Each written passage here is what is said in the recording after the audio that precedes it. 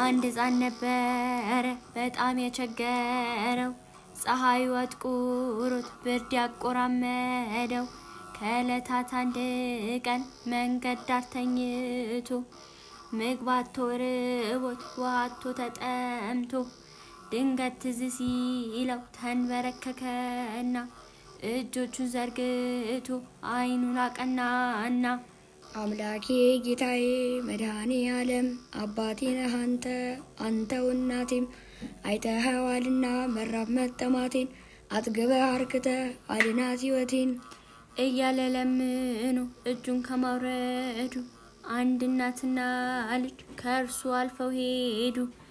በጣም ስለራበው ከኋላቸው ደርሶ ባደፈ ልብሱ ላይ እጆቹን ደባብሶ ርቦኝ ነው ስሙኝ ዳቦ ብቻ ስጡኝ ካልሆነም ከውሃው ጠብታን አጠጡኝ ሲላቸው አዘነች እናቲቱ አይተው ቦርሳዋን ከፈተች ልትመጸውተው ይሄኔ ግን ልጇ ልቡናው ይነካ ኮዳ ከፍቶ ሰጠው ጥሙን እንዲያረካ በአሮጌ ላስቲክ ውስጥ እየተቀበለው እግዚአብሔር ይስጥልኝ አመሰግናለሁ እያለ መረቀው። ከራሷ ስራ ይልቅ በልጇ ደግነት በጣም ደስ እያላት ያቺም አንዲት እናት ገንዘቧን አውጥታ እጁን ደገፋ አርጋ እንካ ዳቦ ግዛ አለልህ እዚያ ጋ አለችው። ሰጠችው ራሱ እንዳበሰችው ከገንዘቡም ይልቅ መጽናኛ ሆነችው። በሌላኛው እጇን ይዞ አጥብቆ እንዲያው አልጠግብ አለ መርቆ በሰላም ግቡልኝ አትጡ አግኙልኝ ለእኔ እንደሰጣችሁ እግዚአብሔር ይስጥልኝ።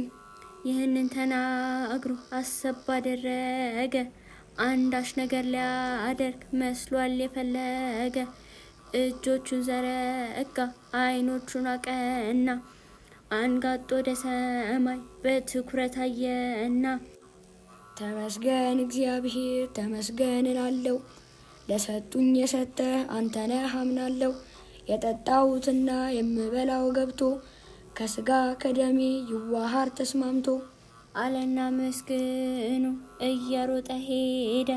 የዛሬውን ረሃብ በዚህ አመለጠ። የእውነት ለቸገረው ማንም ይሁን ማን ሰው ራርታችሁ ብትሰጡ ዋጋችሁ ብዙ ነው። በእናንተ ላይ አድሮ እግዚአብሔር ይሰጣል፣ በዚያ ሰው ላይ አድሮ ደግሞም ይቀበላል። ይህ በጎ ስራችሁ በሰማይ ይጻፋል። ልጅን በሚሄድበት መንገድ ምራው፣ በሸመገለ ጊዜ ከእርሱ ፈቀቅ አይበል። መጽሐፈ ምሳሌ ምዕራፍ 22 ቁጥር 6